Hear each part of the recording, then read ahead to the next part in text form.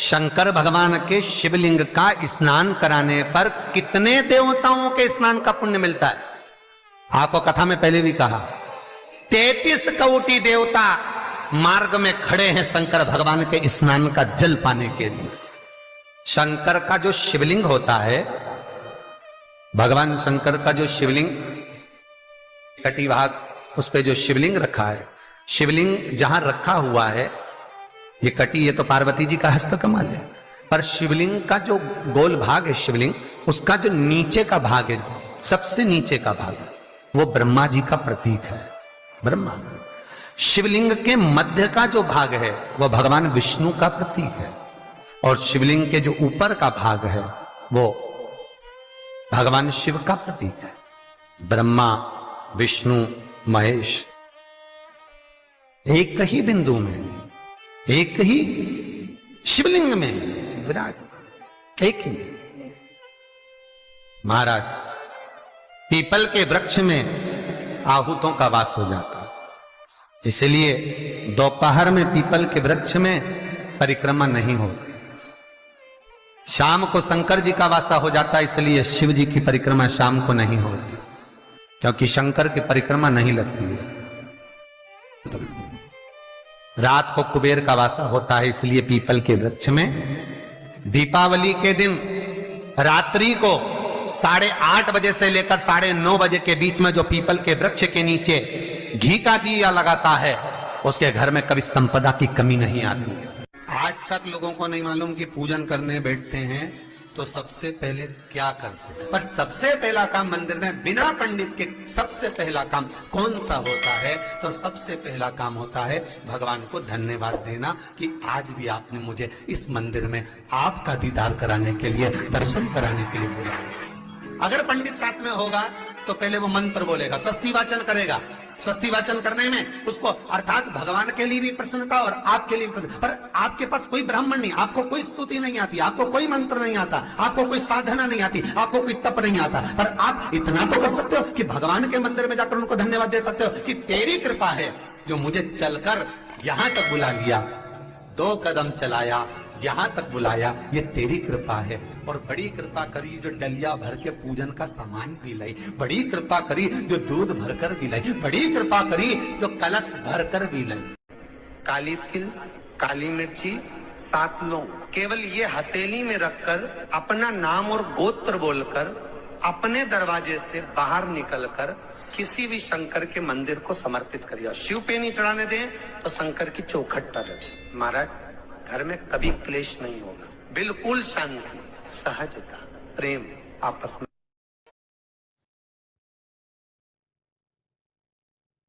आपस में एक एक पल, एक एक घड़ी, एक एक समय, एक एक नक्षत्र का शिव महापुराण में वर्णन है। यहां तक शास्त्र कहता है कि पीपल के वृक्ष की जब भगवान शिव रचना करे, पीपल के वृक्ष की जब रचना करी गई तो उस पीपल के वृक्ष में भी कौन सा समय किसका है, ये शिव महापुराण वर्णन करती है। सुबह 4 बजे से लेकर 7:30 बजे तक पीपल के वृक्ष में ब्रह्मा जी का वासा होता है। 7:30 बजे से लेकर 10:30, 11 बजे तक पीपल के वृक्ष में भगवान विष्णु का वासा होता है। 10:30 बजे से लेकर पीपल के वृक्ष में 11:30 बजे तक पितरों का वासा होता है। 11:30 बजे से लेकर 12:30 बजे तक पीपल के वृक्ष में आहूतों का वासा होता है। 12:30 बजे से लेकर शाम को 4 बजे तक पीपल के वृक्ष में वासुकों का वासा होता है। 4 बजे से लेकर शाम को 7:30 बजे तक पीपल के वृक्ष में शंकर का वासा होता है। 7:30 बजे से लेकर 9:30 बजे तक पीपल के वृक्ष में कुबेर का वासा होता है। 9:30 बजे से लेकर फिर कुबेर के वृक्ष में अन्य देवों का वासा चालू हो जाता है। इसलिए हमारा हिंदू धर्म कहता है, हमारे शास्त्र कहते हैं कि पीपल के वृक्ष को जब पूजा जाता है, पीपल के वृक्ष की जब पूजन करी जाती है तो सुबह 10:30, 11, ज्यादा से ज्यादा 11:30, ज्यादा से ज्यादा 12, उसके पहले पीपल के वृक्ष की पूजन कर लेना चाहिए। क्यों? क्योंकि 11:30 बजे से लेकर 12:30 बजे तक पीपल के वृक्ष में पितरों का वासा रहता है, आहूतों का वासा रहता है, फिर वासुकों का वासा आता है। पितृ किसको कहते हैं? महाराज, जो पूरी उम्र लेकर चले गए और उनके भीतर अभिलाषाएं बहुत थी, मैं ये भी करना चाहता हूं, मैं ये भी करना चाहता हूं, वो पितृ हो जाते हैं। आहूत किसको कहते हैं? जिस माता के गर्भ में बच्चा जन्म ले और मर जाए, या 6 महीने का गर्भ धारण करने के बाद अवर्षण हो जाए, जीव पड़ने के बाद 6 महीने के बाद अगर बच्चा गर्भ में भी शांत हो जाता है, कुंवारी अवस्था में शांत हो जाता है, जिसका विवाह नहीं हुआ ऐसा बच्चा जब शांत हो जाता है, अधोगति में कोई मर जाता है, सुसाइड कर कर एक्सीडेंट में किसी भी रूप में मर जाता है, तो वो आहूत कहलाता है। और बहुत ध्यान देना साहब, शिव महापुराण की कथा कहती है पितरों को भाग मिलता है। किस समय घर की बहू, बेटी, घर के गऊ, घर की गाय भी, यहां तक कहते हैं दूध भी, लक्ष्मी भी शाम के समय किसी को ना दीजिए। बहू बेटी भी किसी के यहां शाम के समय ना जाए। हमारे घर की लक्ष्मी हमारे घर में रहे। संध्या का समय ऐसा होता है, शाम का समय, कि गाय भी चरकर घर की ओर आ जाती है, गौएं भी अपने ठिकाना पाती हैं, पशु पक्षी। पर एक आज का फैशन ऐसा हो गया राम, ये बेटियां ये बहुएं अपनी सहेली को फोन लगा कर कहती हैं कितनी बजे चलेगी, 5:30 तक चलते हैं शाम के समय। आओ ठीक है, शाम के समय घर छोड़कर रुपया खर्च करने के लिए जा रहे हैं। या शास्त्र कह रहा है शाम के समय तो भिक्षुक भी अगर मांगने आए तो ना दिया जाए। दिल्ली का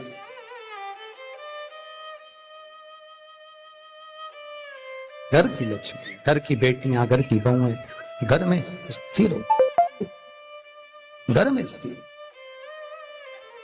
चौखट पर भूल कर भी बैठ जाते हैं, उनके शरीर में बीमारी बनी रहती है, चाहे वो 50 डॉक्टर बदल लें, चाहे वो 50 जगह पर जाकर दिखा लें, चाहे कितनी भी आभूषण, मोती, रतन, माणिक बदल बदल कर पहन लें, तो भी उसके शरीर में कष्ट रहेगा ही। जिस व्यक्ति को बहुत ज्यादा बीमारी रहती हो, शरीर में बहुत कष्ट हो, टेबलेट खा खाकर जिंदगी निकल रही हो, बीमारी डॉक्टर का पीछे ही नहीं छूट रहा हो, तो शिव महापुराण, विष्णु पुराण और स्कंद पुराण में जो पुरुषोत्तम कथाओं का वर्णन किया गया है, एक आटे का दिया, उसमें 4 बत्ती, आटे के दिए में 4 बत्ती रखें, तिल्ली का तेल डाल लें, थोड़ा सा उसमें सरसों का तेल डालें। महाराज घर के बाहर, अर्थात घर के अंदर के बाहर जो चौखट होती, चौखट से थोड़ा सा बाहर, बिल्कुल चौखट पे नहीं बैठना, थोड़ा सा बाहर, 9वीं तिथि के दिन शाम के 6 से 6:30 के बीच में 21 बार जो व्यक्ति बीमार रहता है उसके सिर से नीचे की ओर श्री नरसिंह भगवान का स्मरण कर कर, जिस अधिक मास में जिस तिथि को उतारा कर रहे हो उस तिथि का नाम लेकर, उस अश्विन अधिक मास का नाम लेकर, जो व्यक्ति का उतारा कर रहे हो उसका नाम और गोत्र लेकर 21 बार जो उतार कर उस दिए को घर के ही चौखट पर रख देता है, उस व्यक्ति की बीमारी छूट जाती है महाराज। वो रोगीला नहीं रहता, रोग से ग्रस्त नहीं रहता, दवाई गोली उसकी छूटती है। कभी ये डॉक्टर को दिखा लो, कभी वो डॉक्टर को दिखा लो, कभी यहां दिखाओ, कभी वहां दिखाओ, उससे छुटकारा मिलता है। 9वीं तिथि चाहे शुक्ल पक्ष की हो चाहे कृष्ण पक्ष की हो, की रात्रि के 12 बजे या 10वीं की रात्रि के 12 बजे घी का दिया हथेली में रखकर दरवाजे के बाहर उस दिए को हथेली में रखकर चंद्र का दर्शन रात्रि के 12 बजे दिए की लो में चंद्र का दर्शन करते हैं, उससे ज्योत प्रबल होती है महाराज। या तो होगा वो 9वीं की रात्रि 12 बजे या 10वीं की रात्रि की 12 बजे चंद्र का दर्शन, दीप घी का हाथ में जलाकर, नाम गोत्र अपना बोलकर, नरसिंह भगवान का स्मरण कर कर, अश्विन अधिक मास का स्मरण कर कर, ज्योति में चंद्र का स्मरण कर कर दर्शन किया जाता है। नेत्र कमजोर हो तो उसके तोड़ेंगे तो नख से तोड़ देंगे, डंडी नख से तोड़ देंगे, बेलपत्री की डंडी नख से तोड़ देंगे, नहीं स्वीकार। दुख है, तकलीफ है, नौकरी नहीं लग रही, सर्विस नहीं लग रही, व्यापार नहीं चल रहा, पैसा नहीं आ रहा, मानसिक टेंशन बना हुआ, कुछ हो ही नहीं रहा, तो क्यों भटक रहे हो? वहां गए उनसे पूछ लिया अंगूठी बता दो कौन सी पहन ले, वो वाली अंगूठी पहन लो, ये वाला नथ पहना, वो पहन लिया, पुखराज पहन लिया, मोती पहन लिया, नीलम पहन लिया, पन्ना पहन लिया, गौमेद पहन लिया, सब कुछ पहना। अब एक बार सब कुछ पहन लिया, सारे तरह के कपड़े बदल लिए, सारे बाबा जोगी बदल लिए, सारे देवता बदल लिए, घर की डिजाइन बदल ली, बाथरूम इधर का इधर बना दिया, सीढ़ी तोड़कर इधर लगा दी, पानी का टैंक उधर बना लिया, सारी दुनिया में घूम आए, उसके बाद भी सुख नहीं मिला, तो एक बार शिवरात्रि का भी उपाय कर कर देखना। शायद मुझे उम्मीद है जिंदगी भर तो दुख झेलोगे नहीं, सुख इतना झेलोगे, सुख का अनुभव इतना होगा कि दुख कहां गया मालूम ही नहीं पड़ेगा। ये मुझे उम्मीद है, मेरे विश्वनाथ की कृपा अगर हो गई, बस उसका अनुमोदन करो।